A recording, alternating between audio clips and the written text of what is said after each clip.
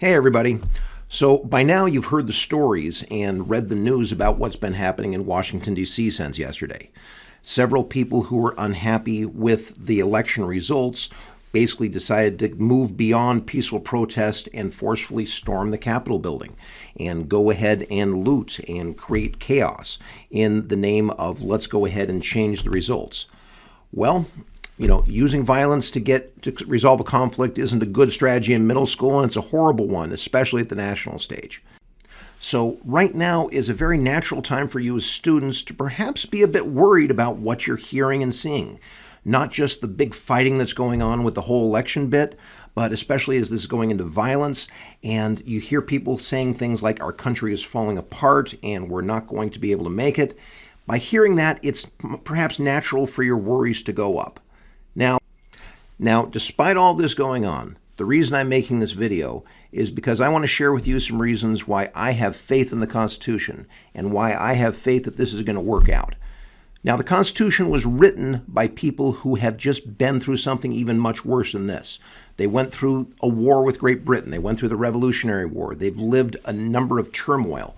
And when they wrote the Constitution, it was with a bunch of checks and balances. It was a way they studied deeply how governments throughout history had worked to be able to find ways to make something work for everybody, not just the people who were in power at the time. Now, the reason why everyone was able to come together at Constitutional Convention was because of George Washington. When George Washington won the Revolutionary War, King George, the person on the other side in Great Britain, said, if he lays down his sword and doesn't try to take over the government, I will consider him the greatest man on the face of the earth. Well, George Washington did, and he was.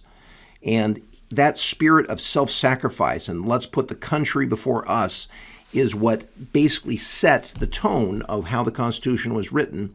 And that is, among all the stresses that we're seeing today, is what we're coming back to. Now, where I'm hopeful here is because I can see the Constitution is working, not just in letter, but also in spirit. After the storming of the Capitol, Congress stayed together and they completed their constitutional duty to certify the last election that took place in November. But it wasn't just doing that gives me hope. Several people who had planned on arguing and objecting to the proceedings saw what was going on and said, you know what, now isn't the time for this kind of talk. Let's go ahead and back down and let's put country first. And that's basically the spirit that George Washington showed and in which the Constitution was written. And so, despite everything that you're hearing about things falling apart and being turmoil, yeah, you know what? That's life sometimes. But I am grateful that we've got a system of government that allows us to be able to work through that. So yeah, there's a lot of stuff going on.